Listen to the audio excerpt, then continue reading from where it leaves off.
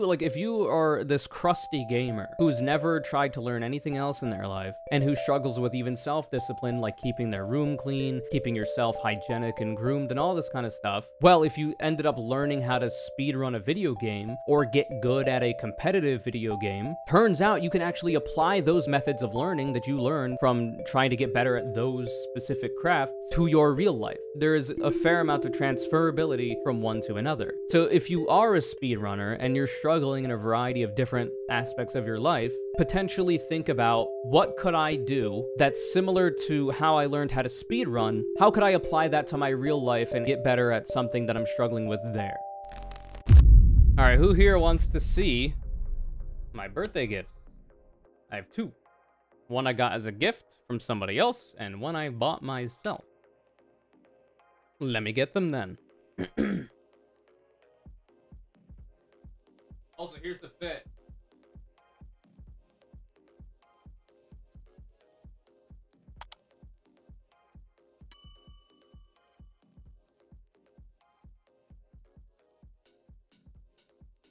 Really 87? Yeah. And now, it is, in fact, an empty case with nothing in it. Just kidding, there's stuff in it. It's a kalimba. A little thumb piano. A plink machine, if you will. So, obviously, if you've seen that video on my YouTube channel, or were here for the live stream of it, I'd been talking about wanting to get an instrument of some kind to learn it, but I wasn't a big fan of stringed instruments, and I didn't want to get a full keyboard. So I was like, wait, I might get a kalimba during that stream. So now I have one. And I've actually learned one song. But here it is. So I can actually hook it up to my audio interface to have it play through OBS. So let me go get the XLR cable, because it has a pickup. Which I obviously would want to get one as a streamer that has a pickup, so you can hear it. So let me get the fucking cable.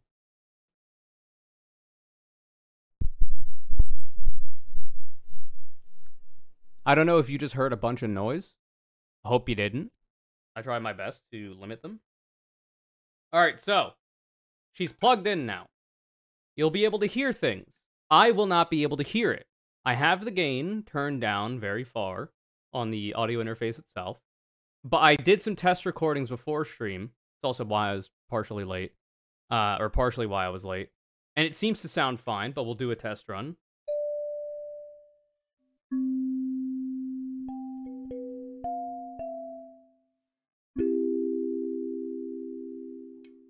Does that sound okay?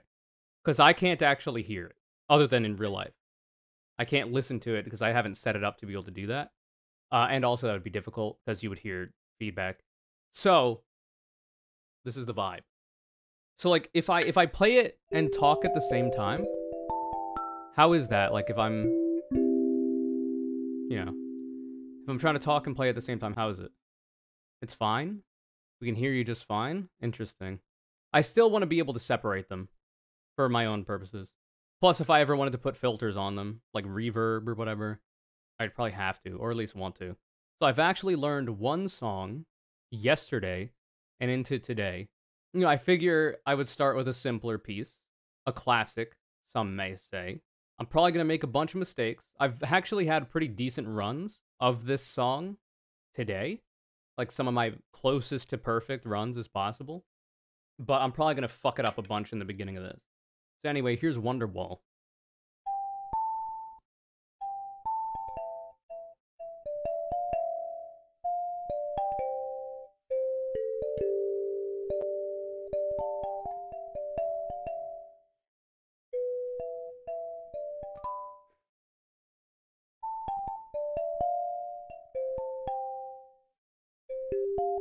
Fuck. That's it. That's what I got for you. It was actually not a bad attempt. Made some mistakes. But that is the Toreador March, more commonly known as Freddy Fazbear's theme from Five Nights at Freddy's.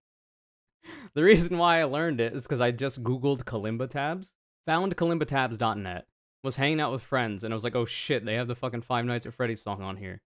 So then I was like, there's no way I learned this. This is a dumb meme. So I looked at a different song, and then I was like, wait, maybe it would be funny. So then I did it. And it's actually a fairly decent, like, simple song. It's more complex than some other songs, but it's not very difficult at all. I think it was actually a good one to start with. And it's funny. So, essentially, the first song I ever have learned on an instrument in the beginning of my learning an instrument and music journey is the Five Nights at Freddy's Freddy Fazbear theme. But it's actually the Toreador March by some fucking dude. But yeah, it's fun. It's a cute little instrument. It sounds very pretty.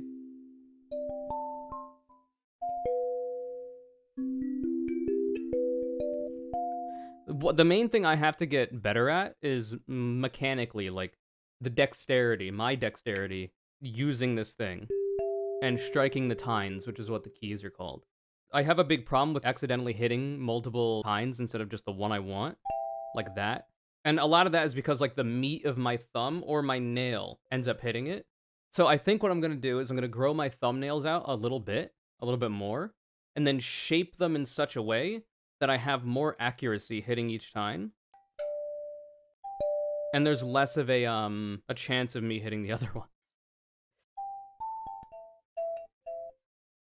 Yeah, I've seen some CDRCH.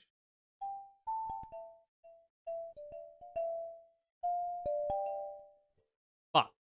Yeah, like right now I'm having trouble because my fucking thumb placement is weird.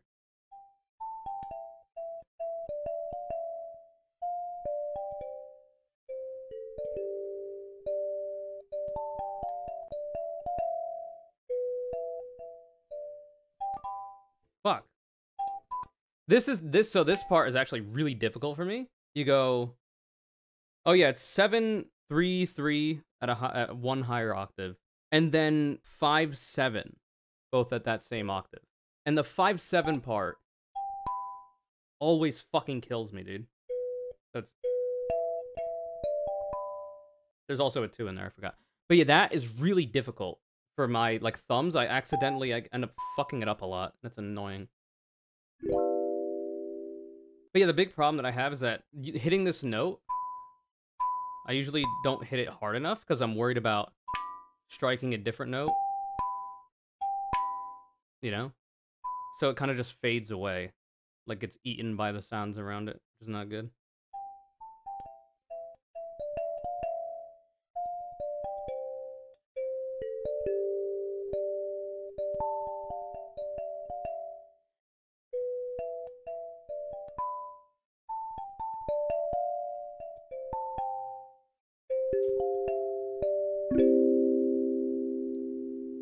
Thank you very much, Boris Delno. Thank you for the happy birthday. Appreciate that. It's really good, Senshu. I really like it. But that's the only song I know. Next, I think I might learn the song, like the theme song of the Amazing Digital Circus, because I saw that it was available, and I thought that was a cool idea. It's a lot more simple than this one, than the Toreador March, so I figured I might as well. I could actually learn it right now if I wanted to. Well, I could try to learn it, rather.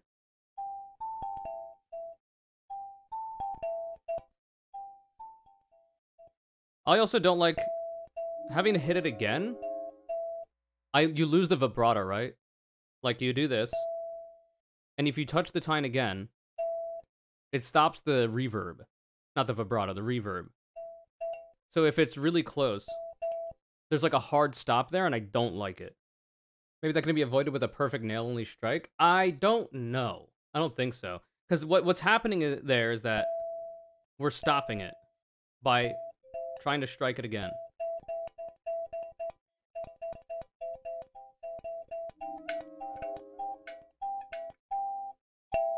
So the way to get around that would be to use a different note.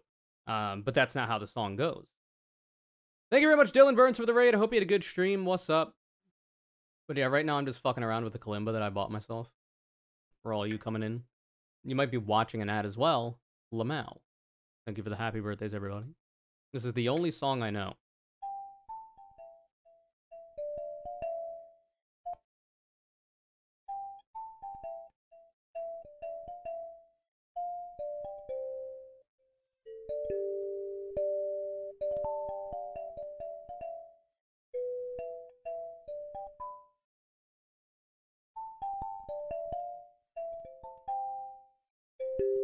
Fuck.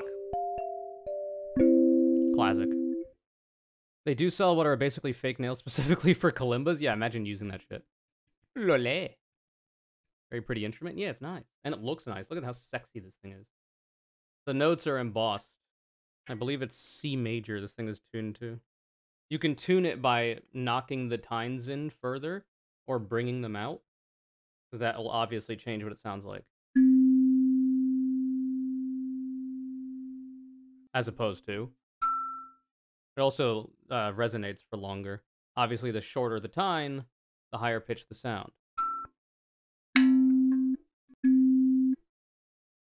You see?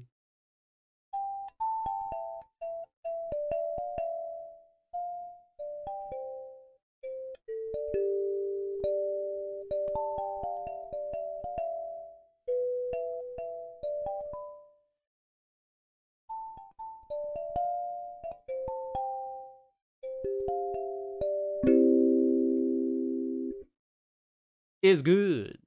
So I talked a lot about this in the past. I am a speedrunner, obviously, and I've learned a lot of ways of learning things through my career in learning how to speedrun Super Mario 64 and a ROM hack of it. I will get back to doing that at some point in my life. However, that was one of the things that I had dedicated myself to more in a way that moved past self-teaching, because like there are obvious strats and ways to do things that you have to obviously self-teach by looking online, but it's much more rigid than, like, say, self-teaching when it comes to drawing, because you can draw whatever you want. There's no wrong way to draw, and all this kind of shit, so it's not as rigid.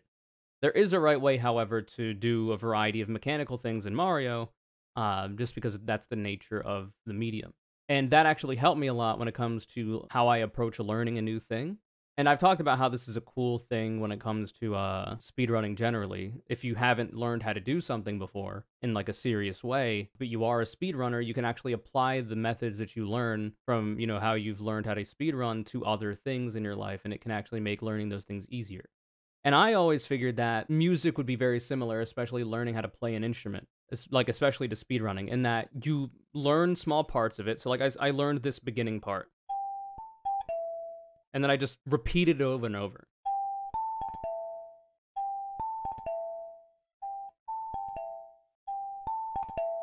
And then you learn the next part. So then I learned...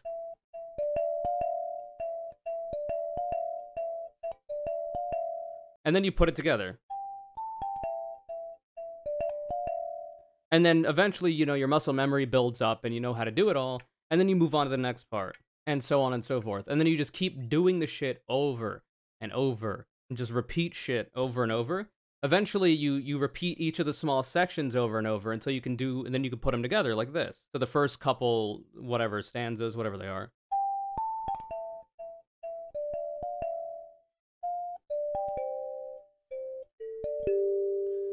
And then you do that over and over and over again. And then you combine all the stuff you've already learned and then learn the next part. Learn that and maybe the pieces around it, and then put it all together again. You keep doing that until you can do the whole thing. And then you do the whole thing over and over and over and over and over again. And you can even practice specific sections of it, even though you've already learned the whole thing, to get better at sections that you're not as good at. It's the same thing for speedrunning. Literally the same. The medium changes, but the way that you're learning is the same. And you could also apply this to other things like live streaming, getting better at improv when it comes to live streaming, getting better at learning how to use your voice and talk in a certain way that's gonna keep people engaged and have people be entertained. And like a way to like keep people's attention and all this kind of stuff, which is important for being a YouTuber or a Twitch streamer, depending on how you want to come off, right? Like right now I am in segment mode, I'm in YouTube mode, this is my YouTube voice and this is how I choose to speak in my YouTube videos, because it seems to be an effective way of speaking for the medium. However, when earlier in the stream, before this became a segment, I guess, I was just talking like more chill, like this. Like when I was doing that nonogram, I was just saying stupid bullshit and barely even talking. Like right now, it's hard for me to get out of the segment mode because I've already moved into it. But anyway, like learning, I wasn't as good at using this tone of voice, using these kinds of inflections, projecting my voice in the way that I do to make it sound the way that I want, the word choice, the way I put the words together, my sentence structure, and the way that I choose to go through these winding paths and tunnels in order to finally arrive at the end of a sentence that gives people, a good impression of whatever it is I'm trying to talk about, or delivers the information in such a way that they might actually hold on to it. All of that has come through practice. All of that has come through repetition and like actively thinking about how I could be better, listening to my own videos or live streams, or at least segments of them, in order to figure out what I could have done better, what I did badly and should probably practice and do better at, and all this kind of stuff. Now, I'm pretty decent at it, I would say. And not only has that helped me in terms of my YouTube channel, my Twitch live stream, my content stuff, and my career, but it's also helped me in terms of being able to talk to other people in real life. Because that's a big problem that I've had in my life. I've never been very social. I've never had very many friends. I never really knew what to talk about or how to talk to people or strangers, make small talk and all this kind of stuff. But now that I've become a live streamer, I've gotten much more comfortable with just saying what's on my mind. I've gotten better at learning, sentence structures, how to say certain things, different rhetorical approaches to certain things. And that's actually gotten me better at speaking to people in real life, be it strangers, friends of friends, family members I haven't seen in a while, customer service workers, if I'm trying to make small talk to pass the time or whatever. It's all helped me do that stuff as well, which is just a long-winded way of saying that learning how to do one thing can help you learn how to do another, which is why intentionally, actively learning how to do at least something in your life will likely make other aspects of your life better.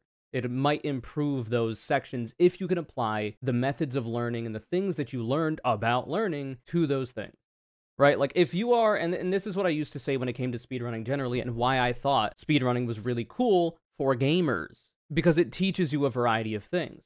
So you think of like your average gamer and you don't think of like the picture of discipline, right? And you think of somebody who's like going even harder on video games, not being a professional competitive player in the traditional sense, but being a speed runner, a person who just plays the same game over and over and over and over again, trying to get faster at it than everybody else, or just themselves if they're not trying to compete on, the ladder or the leaderboard, I should say. Like, if you are this crusty gamer who's never tried to learn anything else in their life, and who struggles with even self-discipline, like keeping their room clean, keeping yourself hygienic and groomed, and all this kind of stuff, well, if you ended up learning how to speedrun a video game, or get good at a competitive video game, turns out you can actually apply those methods of learning that you learned from trying to get better at those specific crafts to your real life.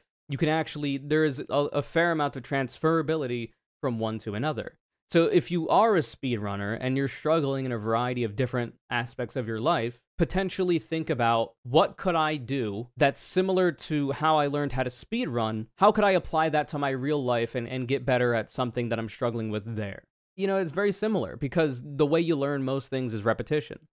Yeah, exactly. Set up a live split for doing chores and try to beat your times. That could, it sounds like a joke, but you could literally do that if you wanted to. Now, of course, you're going to try to be not only just efficient and speedy with it, but also good and, do well, perform well at those chores so that they get done properly and you're not just going for speed. But if that's what you need to stay engaged with doing those chores, why not? Why not give it a shot? You could set up, a splits on your phone. I'm sure there are programs out there to do it. You could do that. But even in less of a direct sense, finding out that learning speedrunning is literally repetition. Like, oh yeah, okay, I'm a Super Mario 64 speedrunner, literally. I've got a Nintendo 64, I've got a Hori mini pad, and I've got an EverDrive with Usamune ROM, which is a practice ROM for Mario. I'm a Mario speedrunner. I'm trying to learn how to speedrun this game that's like a year younger than I am. Man feels birthday man feels birthday man feels birthday man feels birthday man. That's pretty true. Feels birthday man. Thank you very much, Stockton Sob, for the tier 2 sub. What was I saying?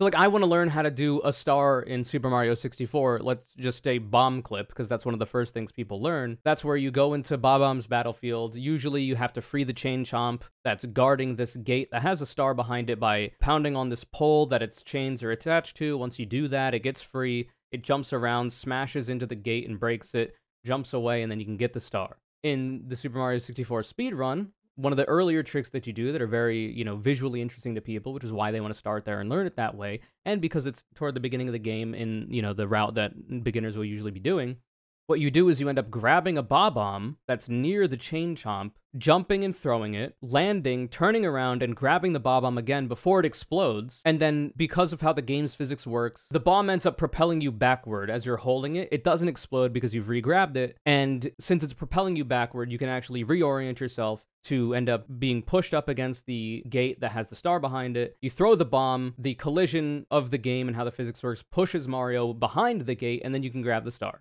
without having to free the Chain Chomp because that wastes time. It's faster to do it that way. A lot of people start that way, so how do you do that?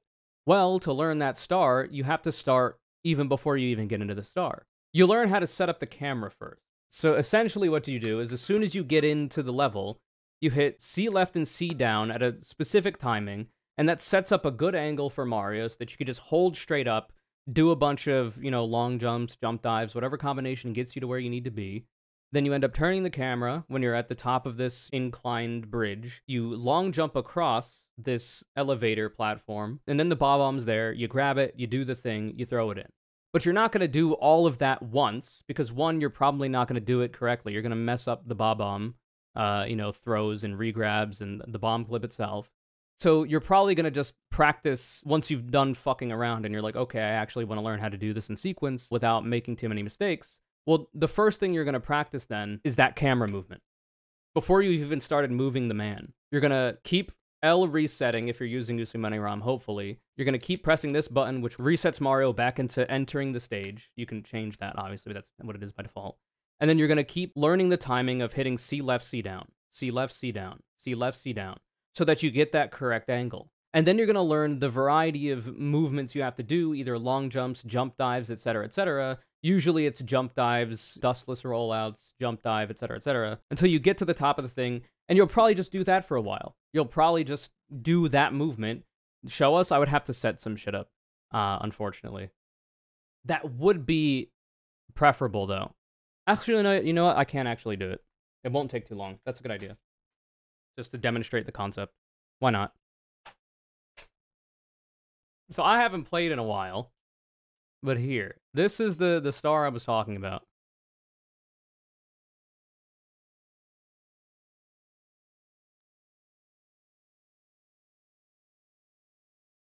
All right, it goes a little something like that, and then you get the star, okay? So normally what you're going to do to practice this, well, if you just spawn in, your camera's all messed up. You cannot use the stock camera because it's inefficient. But if you spawn in and press C left, C down like that, all you have to do here is hold up. Right? To get to that point before you do the long jump. So you're just going to do this over and over. And maybe, like, do the movement. And then eventually you'll have learned that beginning camera setup. So then you learn all of this. You essentially learn up to this point. And then you're going to do that over and over. Because it's easier to isolate these segments rather than doing the whole fucking thing. Because if you were to be new to the game and be trying to do what the pros are doing, not to say I'm a pro, then you're going to be having inefficient practice. And you could also make save states, of course, which is what people will do. So, like, you'd, like, make a save state right there. You just do this over and over with a save state, ideally.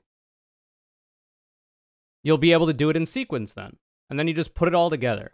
And that's literally the same way I learned how to make the Kalimba do the little Freddy Fazbear theme as well. Except, obviously, better than this, clearly.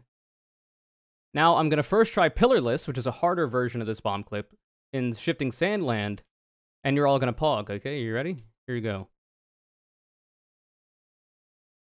Hold your applause! This is the first try.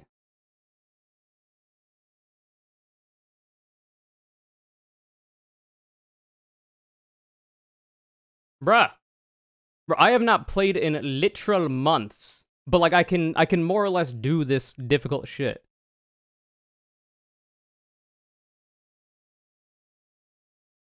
Because the muscle memory is carrying me. It's not perfect, it's not to my standard when I was doing it more, but the muscle memory is there, it's carrying me. And that's going to be the same for anything else you learn. It's called rust.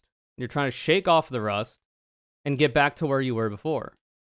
So, like, even if you fall off of a habit, like regularly doing your chores, you'll have the muscle memory or like the neural pathways that have been built in your previous more successful attempts to be able to get back in the swing of things if you ever fall off the saddle, as it were. And I think that concept is really cool. Oh shit, what am I doing? I do not know texture setup. Fuck, I don't even remember how to do it. Never mind, everything I've been saying is a lie. I'm trash at the game. Brother, just get on the thing, man. But like, if I was having, since I am having this much trouble, the optimal play would be to probably split it into segments. So like, clearly I've got the beginning down, but I'm struggling a lot after this jump dive off of the thing. So maybe I should make a save state up there and practice it over and over, you know? You could do that. Or you could just be goated. Anyway, this is a stupid idea. But you get the idea. You get the vibe. All this is to say that learning how to speedrun, I have literally one-to-one transferred how I learned Super Mario 64 speedrunning to how I'm now learning this kalimba, this little thumb piano. The first instrument I have ever learned in my life. And it's literally exactly the same. The medium has changed, but it's exactly the same.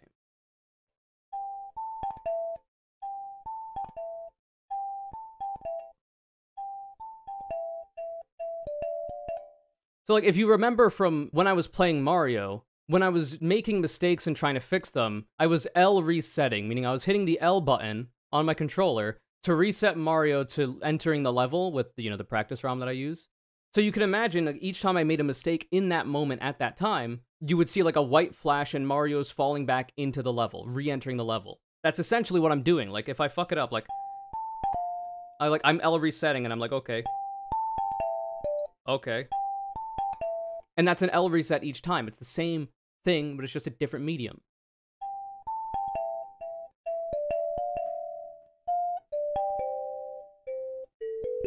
And that's a mistake, so we L reset. Now, you don't have to. Just like in a speed run, if you make a mistake, that's not the end of the attempt, because there is often still a way to be able to finish what you're trying to do. You just end up losing time in an actual run, right? So, like, I could make that mistake, like, oh, that's the wrong one. I could still go. And the mistake is still there, but part of learning how to do anything, especially performance-based, like a speed run or like music, is to be able to take those mistakes and just let it be water off a duck's ass, and then do whatever you need to do to lose the least amount of time possible, to get the best recovery possible. So instead of like hitting the wrong note and going like, oh, fuck, that was the wrong note, ah, shit, and then starting over, you just keep playing. You just go back into the song. A lot of people have this problem when it comes to like public speaking, where they'll say a thing and they'll flub up a word, fuck, shit. They'll do that. They'll flub up a word instead of just continuing to talk, you know what I mean? And just keep going with it. Because, like, sure, you made that mistake and people are going to notice it or not, but the way that you make them notice it the least is to be able to continue to talk after it no matter what. You don't really want to draw attention to your mistakes unless you want to make it entertaining for whatever reason, right? So, like, if I'm speedrunning Super Mario 64, like back when I streamed that regularly, I will get back into it in the future, don't worry. Oh yeah, when I'm making a mistake in Super Mario 64, since I'm streaming it at least, I will often make note of the mistake that I made in whatever way. Like, I'll exaggerate my upset reaction to it in order to entertain. I'll make the mistake worse and exaggerate the mistake. So, like, say, like, I bonk on the wall, or, like, I miss, like, a side flip or whatever. I'll redo it, hit the side flip, and then, like, jump dive in the opposite direction that I'm supposed to, and make the mistake worse for that entertainment value. And you can do that. But part of being a good performer is being able to make mistakes like that and then continue with what you're doing without drawing too much attention to it so that people kind of just forget about it. All right, and then sometimes you make a mistake that's so bad that you might as well just start over.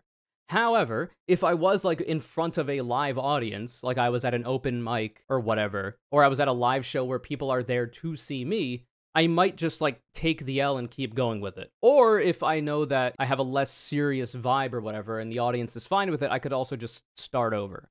Because you don't always have to reset. That's a big part of learning how to speedrun and doing RTA, like actual runs. If you reset after literally every single mistake you make and you're constantly chasing the perfect run, you'll never finish one. And I would imagine that's the same for a whole bunch of shit, right? You can't always reset. Sometimes you just take the L, you lose a little bit of time, and then you keep on trucking. But yeah, that's the first song I've ever learned on the kalimba. It's the first song I've ever learned on any instrument, because this is the first instrument I'm ever actually learning, outside of like random bullshit in music class when I was a kid in school.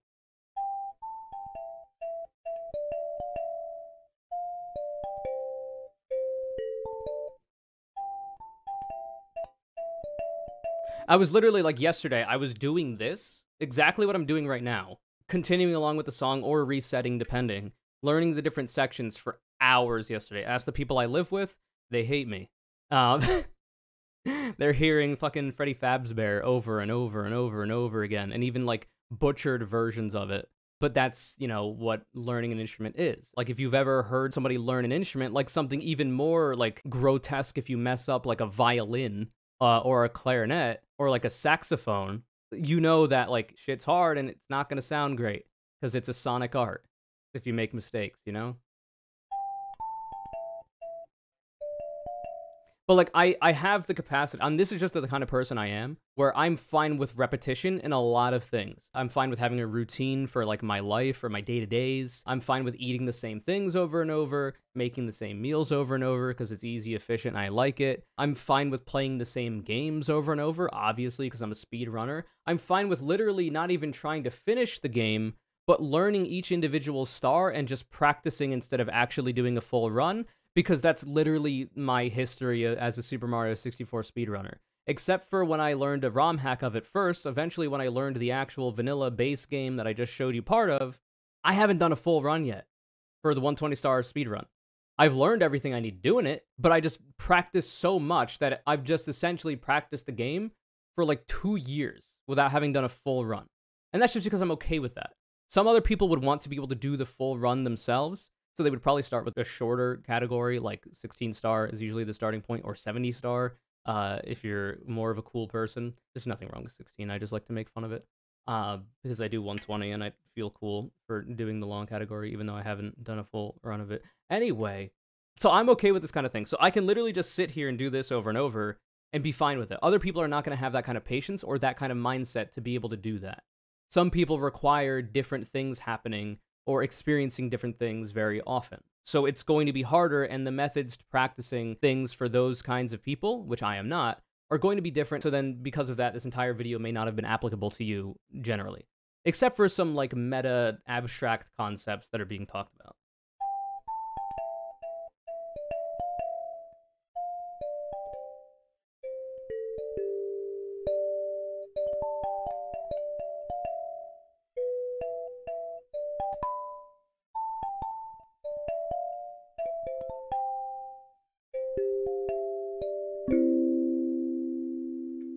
So like, and for all that repetition, if I didn't say this or if it didn't come through, is to build up in specific crafts like learning an instrument, speed running, even drawing, is to build up muscle memory. Obviously, it's not just in your brain and neural pathways in your mental, but it's also muscle memory. Because a lot of the stuff that I'm doing in that song or in Mario, I'm not even really thinking about. My hands are just doing it. Like, I'm dedicating less and less time to actively thinking about what I'm doing, because my muscles just kind of understand what to do with a limited amount of like brain activity pushing it through to my hands, right? But there will be parts where I fuck up, because if you've listened to all of this, if you're an insane lunatic, you'll notice that there are certain points in the song that I'm regularly making mistakes on. And that's because the muscle memory for those are not as strong. But I did a little bit better at the end of this specific attempt, and that's because the muscle memory kind of was getting better, you know what I mean? So that's, you know, the whole conversation we were having was based around learning new things. And, you know, that's that. But when it comes to why I decided to pick the kalimba, was because it's small, it's compact. I can just have it, you know, it's pretty tiny. It's like the size of my face. This one, anyway, came with a nice carrying case. So I can store it easily. It doesn't take up too much room. And I can just pull it out whenever I want. I can just whip it out and fuck around with it. Either practice a song, learn a new song, freestyle some random bullshit that sounds terrible but makes my brain happy, all this kind of stuff. And eventually, my freestyling, once I learn the instrument better, once I understand the placements of the notes, and once I, you know, understand different patterns and even some elements of music theory, the freestyling I do will not be as bad. And yeah, and it's pretty good. So I'm a fan of it. I enjoy it. The idea was that like proper piano on a keyboard I would want to learn, but I don't really have the space for it and all this kind of stuff, and I didn't want to invest as much. So I was like, okay, well, what's an instrument that's similar that I could do? Well, I don't really like string instruments. I'm not the biggest fan of woodwinds either. So let's do a little kalimba, a little hand piano, a little thumb piano, a little mabira, you know? So I ended up doing some research, found this one, which I like a lot. It's got a pickup, which is nice for me, because I can plug it into my audio interface and have you listen to it without having you listen to it through the microphone, so the audio is better. It could be even better as well with like reverb and effects and all this kind of shit that I could do on my PC, which I still have to set up. And yeah, it's been pretty good so far. I really enjoy it. And now I'm likely going to get that keyboard at some point in the future after I feel I've done what I want to do for now with the kalimba. It's not to say I'll give up on it, but I might move to the piano at some point, you know what I mean? And get like a nice proper keyboard and learn how to do the damn thing.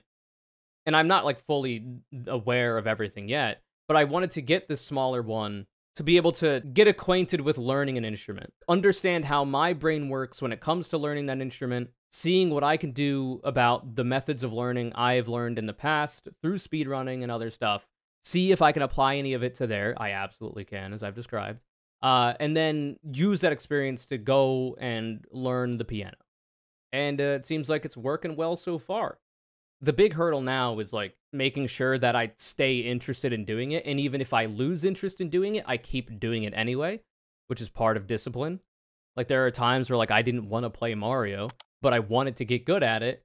And, you know, I had time to kill. So I was like, okay, well, I don't really want to practice Mario, but I'm going to do it anyway because I want to get better. And, you know, future me will appreciate the time I put in now. Even if the practice isn't as good as it could be because I'm not in the best mood.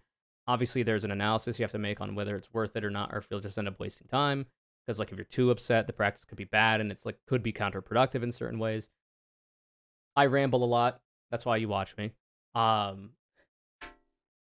It's good. I forget what I was saying otherwise. So, I hope you enjoyed this impromptu segment. Happy birthday to me. I am now 36, and I hope you have a good day.